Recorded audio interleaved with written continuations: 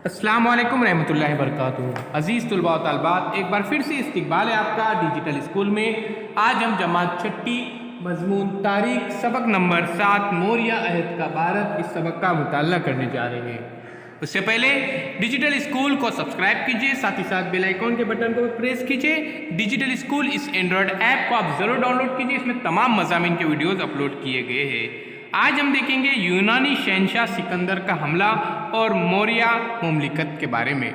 तो प्यारे बच्चों, आपके सामने जो तस्वीर है ये शहनशाह सिकंदर की तस्वीर है। तो आइए बच्चों जानते हैं इसके बारे में। अजीज़ तुलबा व तालिबात, यूनानी शहनशाह अलेक्जेंडर उर्फ सिकंदर ने 326 कब्ल मसीह में भारत के शुमाल मगरबी इलाके पर हमला किया था।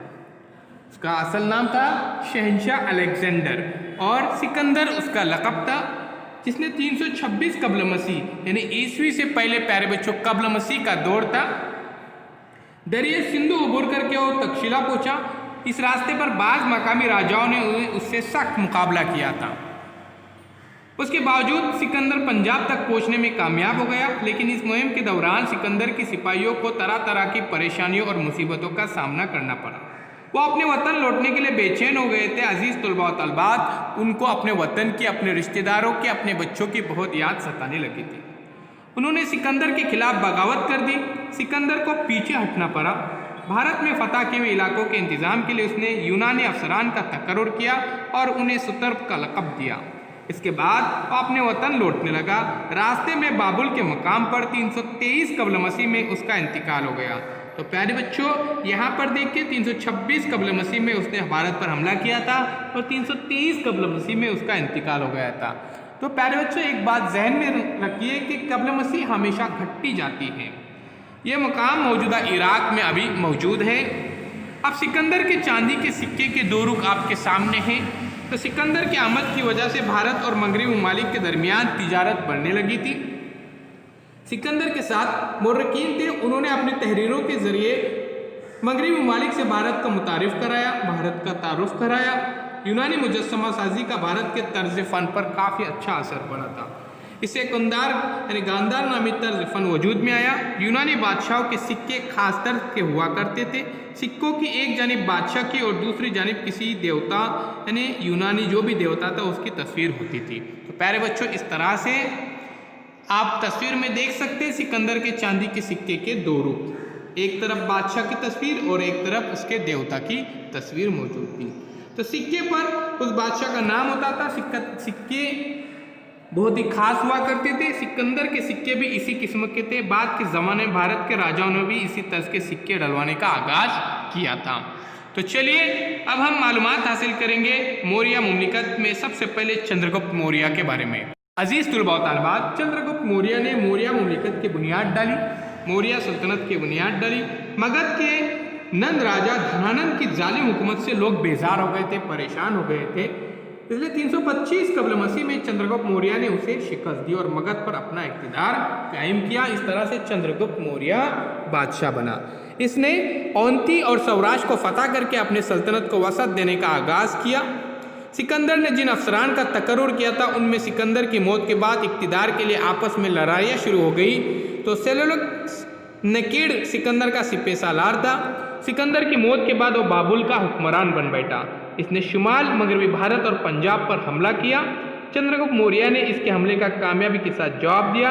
इसी तरह से सेल्यूकस नकीड़ को शिकस्त देने की वजह से अफगानिस्तान के इलाके काबुल और कंदार हिरात उसकी मुमलिकत में शामिल हो गए, यानी चंद्रगुप्त मौर्य के मातहत इलाके आ गए। तो आइए बच्चों, अब देखिए संस्कृत के ड्रामा निगार विशाखादत्त ने मद्रा राक्षस नामी एक ड्रामा लिखा था। इस ड्रामे में उसने एक कहानी बयान की कि चंद्रगुप्त मौर्य ने किस तरह धनानंद का खात्मा करके अपना आज़ाद इक़्तिदार कायम किया। इस कहानी में ही आर्य चाक्या या कोटलिया के किरदार को खास अहमियत दी गई थी। तो सेल्यूकस नकीड़ का सफ़ीर मैक्सथेनेस चंद्रगुप्त मौर्य के दरबार में था। उसकी किताब इंडिका के मज़कूरात मौर्य अहद के भारत के मुताले का अहम जरिया साबित होता है। तो सम्राट चंद्रगुप्त मौर्य ने रियासती गुजरात में जूनागढ़ के करीब एक रियासती गुजरात प्यारे बच्चों है, बहुत ही अहम है हिंदुस्तान की। इसमें जूनागढ़ के करीब सुदर्शन नामी बंद तामीर किया था। इसके बारे में एक कुतबे पर इबारत में खुदा हुआ है। तो आइए मज़ीद मालूमात हासिल करेंगे अब हम सम्राट अशोक के बारे में। तो चलिए प्यारे बच्चों देखते हैं सम्राट अशोक के कारनामे। चंद्रगुप्त के तख्त ताज छोड़ने के बाद उसका बेटा बिंदुसार मगध का राजा बना। बिंदुसार के मरने के बाद उसके बेटे अशोक ने 273 कबल मसीह में इक़्तिदार संभाला। तो कबल मसीह प्यारे बच्चों जिस तरह से मैंने पहले बताया था ये घटती जाती है। अब देखिए 273 कबल मसीह का ये दौर है। तख्त नशीन होने से पहले उसने तुक्षशिला और उज्जैन का गवर्नर बनाया गया था।